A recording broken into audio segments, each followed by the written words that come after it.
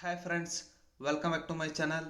ಇವತ್ತಿನ ವಿಡಿಯೋದಲ್ಲಿ ಪ್ರಧಾನ ಜಿಲ್ಲಾ ಮತ್ತು ಸತ್ರ ನ್ಯಾಯಾಧೀಶರ ಕಚೇರಿ ಶಿವಮೊಗ್ಗ ಜಿಲ್ಲೆಯಲ್ಲಿ ಈಗ ಹುದ್ದೆಗಳು ಖಾಲಿರುವಂಥದ್ದು. ಆ ಒಂದು ಹುದ್ದೆಗಳ ಬಗ್ಗೆ ಕಂಪ್ಲೀಟ್ ಇನ್ಫಾರ್ಮೇಷನ್ ಈ ಒಂದು ವಿಡಿಯೋದಲ್ಲಿ ತಿಳಿಸ್ಕೊಡ್ತಾ ಹೋಗ್ತೀನಿ. ಎಲ್ಲೂ ಕೂಡ ವಿಡಿಯೋವನ್ನು ಸ್ಕಿಪ್ ಮಾಡಬೇಡ್ರಿ, ಕಂಪ್ಲೀಟ್ ಆಗಿ ನೋಡ್ರಿ. ಇನ್ನೂ ಕೂಡ ಯಾರೆಲ್ಲ ಸಬ್ಸ್ಕ್ರೈಬ್ ಆಗಿಲ್ಲ ಆದಷ್ಟು ಬೇಗ ಸಬ್ಸ್ಕ್ರೈಬ್ ಆಗ್ರಿ. ಹಾಗೆ ಲೈಕ್ ಬಟನ್ ಕಾಣಿಸ್ತಾ ಇರುತ್ತೆ, ಲೈಕ್ ಮಾಡ್ರಿ. ಲೈಕ್ ಮಾಡಿದ್ರ ಬನ್ನಿ ಈಗ ಒಂದೊಂದಾಗಿ ನೋಡ್ತಾ ಹೋಗೋಣ. 20/7/2026 ಈ ಒಂದು ನೋಟಿಫಿಕೇಶನ್ ಅನ್ನ ಅಫಿಷಿಯಲ್ ಆಗಿ ಅವರು ರಿಲೀಸ್ ಮಾಡಿರುವಂಥದ್ದು. ಶಿವಮೊಗ್ಗ ಜಿಲ್ಲಾ ನ್ಯಾಯಾಲಯ ಘಟಕದಲ್ಲಿ ಖಾಲಿ ಇರುವ 56 ಜವಾನ ಹುದ್ದೆಗಳಿಗೆ ಈಗ ಅರ್ಜಿಯನ್ನ ಕರೆದಿರುವಂಥದ್ದು. ಈ ಒಂದು ಹುದ್ದೆಗಳಿಗೆ ನೀವು ಆನ್ಲೈನ್ ಮುಖಾಂತರ ಅಪ್ಲಿಕೇಶನ್ ಅನ್ನ ಸಬ್ಮಿಟ್ ಮಾಡಬೇಕಾಗಿರುತ್ತೆ. ಕೊನೆಯ ದಿನಾಂಕ ಬಂದು 24/8/2026 ಕೊನೆಯ ದಿನಾಂಕ ಆಗಿರುತ್ತೆ. ಕೊನೆಯ ದಿನಾಂಕದವರೆಗೂ ಕೂಡ ಕಾಯಕ್ ಹೋಗ್ಬೇಡ್ರಿ. ಆದಷ್ಟು ಮುಂಚಿತವಾಗ್ಲೇ ಅಪ್ಲಿಕೇಶನ್ ಅನ್ನ ಸಬ್ಮಿಟ್ ಮಾಡಿ ಒಂದು ಪ್ರಿಂಟ್ ಅನ್ನ ನಿಮ್ಮ ಹತ್ರ ಇಟ್ಕೊಳ್ರಿ. ಇನ್ನೊಂದು PDF ಮಾಡಿಕೊಂಡು ನಿಮ್ಮ ಇಮೇಲ್ಗೆ ಹಾಕೊಂಡು ಇಟ್ಕೊಂಡ್ಬಿಡ್ರಿ. ನೆಕ್ಸ್ಟ್, ಈ ಒಂದು ಹುದ್ದೆಗಳಿಗೆ ಆನ್ಲೈನ್ ಮುಖಾಂತರ ಅಪ್ಲಿಕೇಶನ್ ಅನ್ನ ಸಬ್ಮಿಟ್ ಮಾಡಬೇಕಾಗಿರುತ್ತೆ. ಆ ಒಂದು ಲಿಂಕ್ ಅನ್ನ ಈ ವಿಡಿಯೋ ಡಿಸ್ಕ್ರಿಪ್ಷನ್ ಬಾಕ್ಸ್ ನಲ್ಲಿ ಕೊಟ್ಟಿರ್ತೀನಿ. ಎಲ್ಲರೂ ಕೂಡ ಆ ಒಂದು ಲಿಂಕ್ ಅನ್ನ ಕ್ಲಿಕ್ ಮಾಡಿ ಅಪ್ಲಿಕೇಶನ್ ಅನ್ನ ಸಬ್ಮಿಟ್ ಮಾಡ್ತಾ ಹೋಗಿ. ಹಾಗೆ ಪ್ರಾರಂಭದ ದಿನಾಂಕ ಬಂದು 23/7/2026 ಪ್ರಾರಂಭ ಆಗುತ್ತೆ. ಅದೇ ರೀತಿಯಾಗಿ ಕೊನೆಯ ದಿನಾಂಕ ಬಂದು 24/8/2026 ಕೊನೆಯ ದಿನಾಂಕ ಆಗಿರುತ್ತೆ. ಕೊನೆಯ ದಿನಾಂಕದವರೆಗೂ ಕೂಡ ಕಾಯಕ್ ಹೋಗ್ಬೇಡ್ರಿ. ಆದಷ್ಟು ಮುಂಚಿತವಾಗಿ ಅಪ್ಲಿಕೇಶನ್ ಅನ್ನ ಸಬ್ಮಿಟ್ ಮಾಡಿಬಿಡ್ರಿ. ಲಾಸ್ಟ್ ಅಲ್ಲಿ ಸರ್ವರ್ ಬ್ಯುಸಿ ಆಗುವಂತಹ ಸಾಧ್ಯತೆ ತುಂಬಾ ಇರುತ್ತೆ. ಒಟ್ಟು ಈ ಒಂದು ಜವಾನ ಹುದ್ದೆಗಳು 56 ಹುದ್ದೆಗಳು ಇಲ್ಲಿ ಖಾಲಿ ಇರುವಂತದ್ದು. ಸಾಮಾನ್ಯ ವರ್ಗದವರಿಗೆ 28 ಹುದ್ದೆಗಳು, ಪರಿಶಿಷ್ಟ ಜಾತಿಯವರಿಗೆ 8 ಹುದ್ದೆಗಳು, ಪರಿಶಿಷ್ಟ ಪಂಗಡದವರಿಗೆ 2 ಹುದ್ದೆಗಳು, ಪ್ರವರ್ಗ 1 ಅವರಿಗೆ 3 ಹುದ್ದೆಗಳು, ಪ್ರವರ್ಗ 2A ಗೆ 8 ಹುದ್ದೆಗಳು, ಪ್ರವರ್ಗ 2B ಗೆ 2 ಹುದ್ದೆಗಳು, ಪ್ರವರ್ಗ 3A ಗೆ 2 ಹುದ್ದೆಗಳು, ಪ್ರವರ್ಗ 3B ಗೆ 3 ಹುದ್ದೆಗಳು.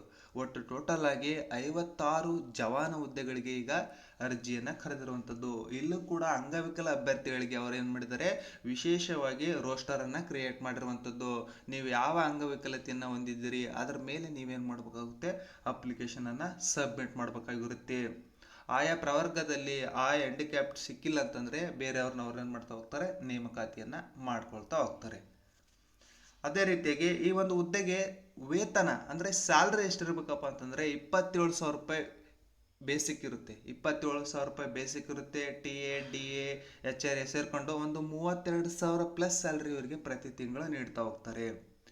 ಹಾಗೆ ಈ ಒಂದು ಹುದ್ದೆಗೆ ಕ್ವಾಲಿಫಿಕೇಶನ್ ಏನಾಗಿರ್ಬೇಕಪ್ಪ ಅಂತಂದ್ರೆ SSLC ಅನ್ನ ಕಂಪ್ಲೀಟ್ ಮಾಡ್ಕೊಂಡಿರ್ಬೇಕು ಅಥವಾ ತತ್ಸಮಾನ ವಿದ್ಯಾರ್ಹತೆಯನ್ನ ನೀವು ಹೊಂದಿದ್ರೆ ಸಾಕು ಈ ಒಂದು ಹುದ್ದೆಗಳಿಗೆ ಅರ್ಜಿಯನ್ನ ಸಲ್ಲಿಸಬಹುದು. ನೀವು SSLCಯಲ್ಲಿ ಗಳಿಸಿದ ಅಂಕಗಳ ಆಧಾರದ ಮೇಲೆ ಅವ್ರು ಏನ್ ಮಾಡ್ತಾ ಹೋಗ್ತಾರೆ, ನಿಮಗೆ ಸಂದರ್ಶನಕ್ಕೆ ಕರಿತಾ ಹೋಗ್ತಾರೆ. ಸಂದರ್ಶನದಲ್ಲಿ ಯಾರು ಚೆನ್ನಾಗಿ ಇಂಟರ್ವ್ಯೂನ ಮಾಡ್ತೀರಿ ಅಂತವ್ರನ್ನ ಅವ್ರು ಏನ್ ಮಾಡ್ತಾ ಹೋಗ್ತಾರೆ, ನೇಮಕಾತಿಯನ್ನ ಮಾಡ್ಕೊಳ್ತಾ ಹೋಗ್ತಾರೆ. ಇದನ್ನ ಗಮನದಲ್ಲಿ ಇಟ್ಕೊಂಡು ಯಾರ್ಯಾರು ಸ್ವಲ್ಪ ಚೆನ್ನಾಗಿ ಪರ್ಸಂಟೇಜ್ ಅನ್ನ ಹೊಂದಿದ್ದೀರಿ ಅಂತವ್ರು ಮಾತ್ರ ಅಪ್ಲಿಕೇಶನ್ ಅನ್ನ ಸಬ್ಮಿಟ್ ಮಾಡ್ಬಿಡ್ರಿ. ಜನರಲ್ ಮೆರಿಟ್ ಆಗಿದ್ರೆ ಒಂದು 95+ ಇರೋಂಥವ್ರು ಅಪ್ಲಿಕೇಶನ್ ಅನ್ನ ಸಬ್ಮಿಟ್ ಮಾಡ್ರಿ. 2A 2B 3A ಕೆಟಗರಿ 1 ಆ ಥರ ಇದ್ದವರು ಒಂದು 94% ಪ್ಲಸ್ ಇರೋಂಥವ್ರೆ ಅಪ್ಲಿಕೇಶನ್ ಸಬ್ಮಿಟ್ ಮಾಡಿಬಿಡ್ರಿ. ಯಾಕಂದ್ರೆ ಬಿಲೋ ಇದ್ದವರು ಅಪ್ಲಿಕೇಶನ್ ಸಬ್ಮಿಟ್ ಮಾಡಿದ್ರೆ ವೇಸ್ಟ್ ಆಗುತ್ತೆ, ದುಡ್ಡು ವೇಸ್ಟ್ ಅಷ್ಟೇ, ನಿಮ್ಗೆ ಎಲ್ಲೂ ಕೂಡ ಸಿಗಲ್ಲ. ಯಾಕಂದ್ರೆ ಸಂದರ್ಶನಕ್ಕೆ ಕರೆಯೋದೇ ಅವರು ಹೈಯೆಸ್ಟ್ ಪರ್ಸೆಂಟೇಜ್ ಇರೋರ್ನ ಮಾತ್ರ ಕರಿತಾ ಹೋಗ್ತಾರೆ, ಬಿಲೋ ಇರೋಂಥವ್ರನ್ನ ಅವರು ಕರೆಯೋದೇ ಇಲ್ಲ. ಈಗ SC STಗಳಾಗಿದ್ರೆ ಒಂದು 93+% ಇರೋಂಥವ್ರು ಅಪ್ಲಿಕೇಶನ್ ಅನ್ನ ಸಬ್ಮಿಟ್ ಮಾಡ್ರಿ. ಒಂದು ಓಪ್ ಅಷ್ಟೇ, ಪಕ್ಕಾ ಸಿಗುತ್ತೆ ಇಲ್ಲ. ಯಾಕಂದ್ರೆ ಹೈಯೆಸ್ಟ್ ಪರ್ಸೆಂಟೇಜ್ ಇರೋರ್ನ ಮಾತ್ರ ಅವ್ರು ಏನ್ ಮಾಡ್ತಾ ಹೋಗ್ತಾರೆ, ಸಂದರ್ಶನಕ್ಕೆ ಕರಿತಾ ಹೋಗ್ತಾರೆ. ಈಗ ಅಂಗವಿಕಲ ಅಭ್ಯರ್ಥಿಗಳು ಇರ್ತಾರಲ್ವಾ, ನೀವು ಕೂಡ ಒಂದು 70+% ಇದ್ದರೆ ಮಾತ್ರ ಅಪ್ಲಿಕೇಶನ್ ಅನ್ನು ಸಬ್ಮಿಟ್ ಮಾಡ್ರಿ. ಕೆಲವೊಂದು ಸಂದರ್ಭದಲ್ಲಿ ಅಂಗವಿಕಲ ಅಭ್ಯರ್ಥಿಗಳು ಲಭ್ಯವಿಲ್ಲದಿದ್ದಲ್ಲಿ ಕಡಿಮೆ ಪರ್ಸೆಂಟೇಜ್ ಇರೋರನ್ನ ತಗೊಳ್ತಾರೆ. ಒಂದು ಸ್ವಲ್ಪ ನೋಡಿಕೊಂಡು ಅಪ್ಲಿಕೇಶನ್ ಅನ್ನ ಸಬ್ಮಿಟ್ ಮಾಡ್ರಿ.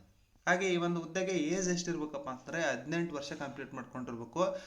ಸಾಮಾನ್ಯ ವರ್ಗದವರೇ ಆಗಿದ್ರೆ 35+55 ವರ್ಷದೊಳಗಿನ ಎಲ್ಲ ಅಭ್ಯರ್ಥಿಗಳು ಕೂಡ ಅಪ್ಲಿಕೇಶನ್ ಅನ್ನ ಸಬ್ಮಿಟ್ ಮಾಡ್ಬೋದು.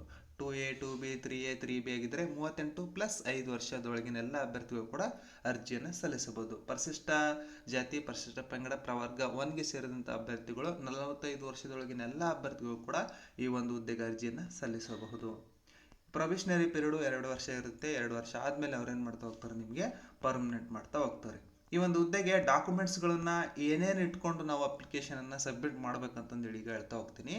ಫಸ್ಟ್ ಒಂದು SSLC ಅಂಕಪಟ್ಟಿ ಇರಬೇಕು, ರೂರಲ್ಲು, ಆಮೇಲೆ ಕನ್ನಡ ಮೀಡಿಯಮ್ಮು, ಒಂದು photo, mobile number, email ID, Aadhaar card, ಇಷ್ಟು. ಆಮೇಲೆ ಅಂಗವಿಕಲ ಅಭ್ಯರ್ಥಿಗಳಿದ್ರೆ ಅಂಗವಿಕಲದ ಪ್ರಮಾಣ ಪತ್ರ, ಇಷ್ಟು ಡಾಕ್ಯುಮೆಂಟ್ಸ್ಗಳನ್ನು ಇಟ್ಕೊಂಡು ನೀವೇನು ಮಾಡಬೇಕಾಗುತ್ತೆ, ಅಪ್ಲೈ ಮಾಡೋಕ್ಕೆ ಹೋಗ್ಬೇಕಾಗುತ್ತೆ. ನೆಕ್ಸ್ಟ್, ಈ ಒಂದು ಹುದ್ದೆಗೆ ಅಪ್ಲಿಕೇಶನ್ ಫೀಸ್ ಎಷ್ಟಿದೆಯಪ್ಪ ಅಂತಂದರೆ, ಸಾಮಾನ್ಯ ಅಭ್ಯರ್ಥಿಗಳಿಗೆ 200 ರೂಪಾಯಿ ಇದೆ. 2A 2B 3A 3Bಗೆ ಸೇರಿದ ಅಭ್ಯರ್ಥಿಗಳಿಗೆ 100 ರೂಪಾಯಿ ಅಪ್ಲಿಕೇಶನ್ ಫೀಸ್ ಇರುತ್ತೆ.